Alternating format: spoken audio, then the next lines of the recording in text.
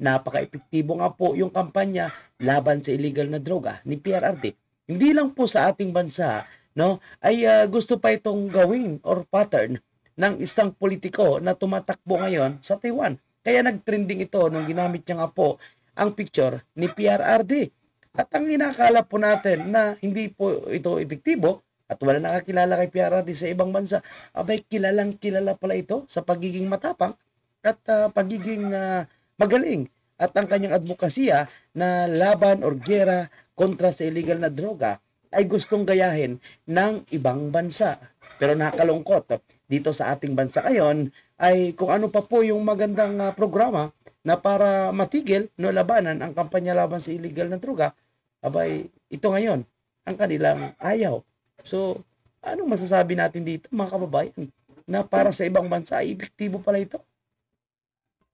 Naging viral ang isang kandidato sa Taiwan matapos gamitin ang larawan ni Pangulong Duterte sa kanyang campaign ad. Ayon sa kandidatong si Ren Chi-chen, hinahangaan niya ang determinasyon ng Pangulo ng Pilipinas para masupo ang problema ng droga sa bansa. Ito ang balita ni Amiel Pascual. Bukod sa pagiging kontrobersyal, si Pangulong Rodrigo Duterte na yata ang pinakasikat na naging presidente ng Pilipinas.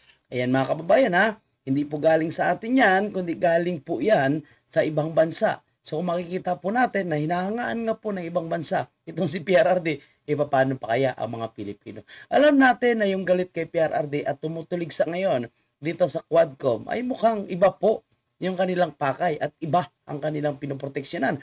Tandaan po natin, no, nung nakaupo si PRRD, syempre diet po sila, no?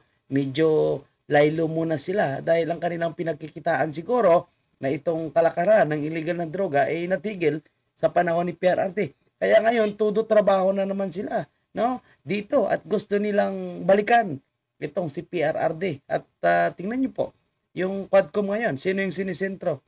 Di po ba si PRRD, no? At sa ibang bansa napaka-epektibo at gusto nilang gamitin ang strategiya ni PRRD. So bakit hindi ginamit ngayon ng administrasyon ni Bongbong Marcos? Anong ibig sabihin? Di ba? Kahit na napakarami nitong kritiko, hindi may kakaila na marami ang humahanga sa kanyang mga pulisiya. Ang katunayan dito sa Taiwan, isang city council president ang isinama pa si Pangulong Duterte sa kanyang pangangampanya. Si Ren Chi-chen ay tumatakbong city council representative ng Hualien City, isang siyudad sa east coast ng Taiwan na may 230,000 na mamamayan. Aniya, ginamit niya ang larawan sa kanyang campaign ad dahil sa kilala si Presidente Duterte sa pagsusulong ng kampanya kontra illegal na droga. Not only in Taiwan but now around the world, drug abuse is rampant, especially to let the next generation not to have contact with drugs. I am also concerned about the next generation's future. That's why we are spreading anti-drug awareness. We are hoping that our next generation and our citizens could live a drug-free environment. Alam niyo mga kababayan po natin, maganda pa nga pala yung mga politiko sa Taiwan, ano? No? Gusto pa nila gayahin ang kay PRRD na kampanya laban sa illegal na droga. Andito sa Pilipinas, so siyempre yung mga taga-suporta, yung mga alyansa po ni PRRD, tayo po, yung gustong ipagpatuloy ito. Pero yung nakaupo ngayon sa ating gobyerno, Diyos ko po. Yung mga drogista pa ngayon ay nakalaya, no? Nakabalik sa ating bansa. Tapos ngayon, tumatakbo pa sa position, sa pagka-mayor ba, sa politiko. Yung iba ay party list. Ay, nako. Na mangyayari sa ating bansa, mga kababayan po natin.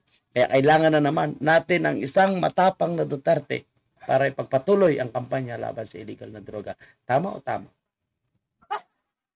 Tama. Ayon kay Chen, sa pamamagitan nito ay mas maipapaalam niya sa mga mamamayan ng Taiwan ang masamang idudulot ng ipinagbabawal na gamot sa buhay ng tao. Sangayon naman ng ilang Taiwanese sa campaign ad ni Chen at sa war on drugs si Presidente Duterte. I personally approve President Duterte's ways of solving problems. I think he have a lot of guts. I really like his determination on fighting drugs.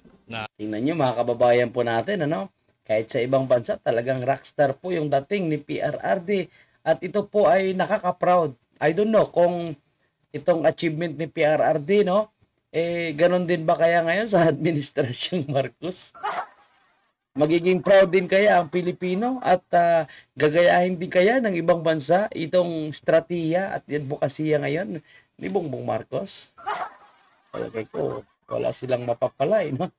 Kasi tayo nga po mga Pilipino, ayaw na po kasi wala talagang magandang ginagawa. Puro kapalpakan, no?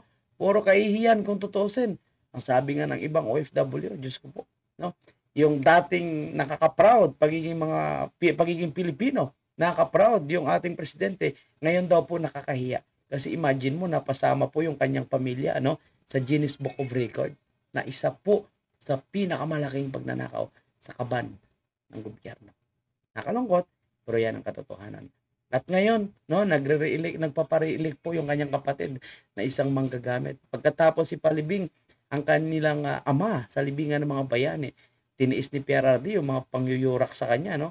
Yung mga masakit na salita, pambabastos, para lang mapalibing ito. Pero ngayon, wala na, no? Walang utang na loob.